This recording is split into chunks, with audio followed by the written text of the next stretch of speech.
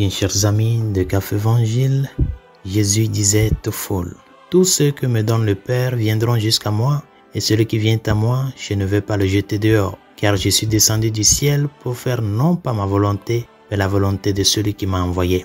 Or, telle est la volonté de celui qui m'a envoyé, que je ne perde aucun de ceux qu'il m'a donnés, mais que je les ressuscite au dernier jour. Telle est la volonté de mon Père, que celui qui voit le Fils et croit en lui ait la vie éternelle, et moi, je le ressusciterai au dernier jour. » Bien, chers amis, nous commémorons en ce jour tous les fidèles défunts, ceux qui ont déjà terminé leur voyage terrestre et nous devancent dans ce chemin-là vers la vie éternelle.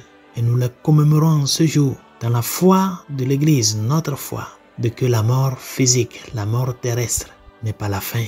Et par conséquent, les fidèles défunts, les personnes que nous avons aimées tant dans cette vie et qui nous précèdent dans le cheminement vers la vie éternelle, nous croyons que cette vie éternelle leur sera accordée en récompense.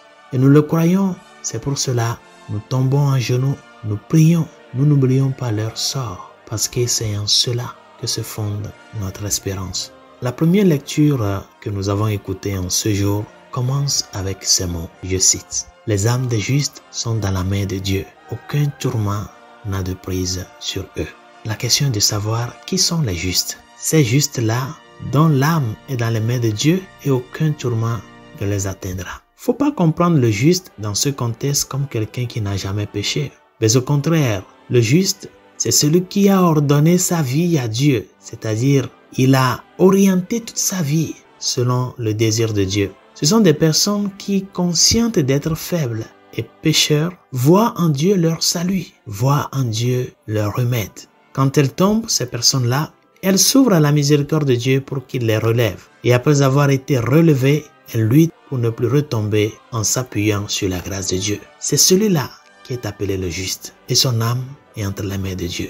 Saint Paul nous dit dans la lettre aux Romains au chapitre 5, « Pourquoi le Christ, alors que nous étions encore faibles, au temps marqué, est-il mort pour les impies? Pour nous, les pécheurs, pourquoi il est mort pour nous? À peine en effet quelqu'un va-t-il mourir pour un juste? Mais oui, pour un homme de bien peut-être quelqu'un osera-t-il mourir. Mais pour un juste, à peine quelqu'un aura décidé à mourir pour le juste. » Et l'emploi du mot « juste » ici rejoint le contexte du livre de la sagesse que nous avons écouté en première lecture. Et comme je le disais, le juste, ce n'est pas celui qui n'a jamais péché, mais c'est celui qui est ouvert à Dieu et qui a ordonné toute sa vie à Dieu, de telle manière que même dans sa faiblesse, même dans son état de pécheur, il ne voit qu'en Dieu son salut et son remède.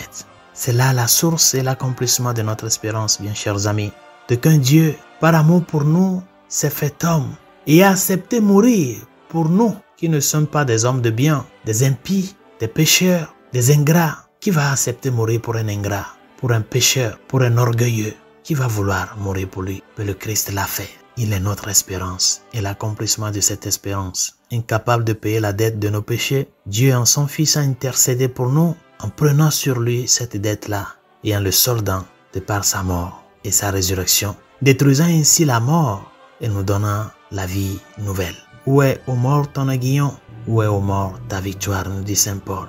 C'est pour cela, chers amis, la commémoration des fidèles défunts nous rappelle que la mort fait partie de notre nature humaine et que par conséquent, ceux qui nous ont précédés font également partie intégrante de l'Église. Nous savons bel et bien que l'Église n'est pas seulement nous qui sommes en train de cheminer sur la terre. Nous sommes l'Église en pèlerinage.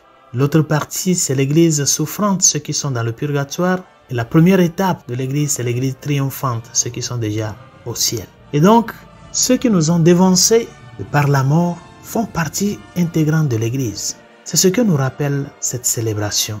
Et que si la sainteté est la condition pour contempler la gloire de Dieu au ciel, nous qui sommes encore en pèlerinage, nous ne devons pas ignorer le sort des défunts et vivre ainsi comme des hommes sans espérance.